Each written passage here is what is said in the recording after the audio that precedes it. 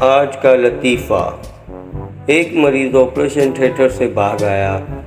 Operation theatre کے باہر کھڑے مریض کے عزیز و اقارب نے پوچھا، باہر کیوں آ گئے؟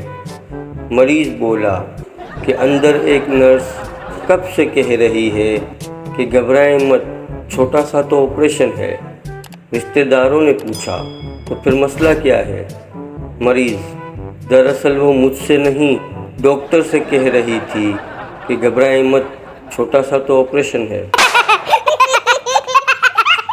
ایک شخص جب بھی رات کو دیر سے گھر آتا، اس کی بیوی اسے کہتی، اجی سنیے، ذرا سوئی میں دھاگا تو ڈال دیجیے۔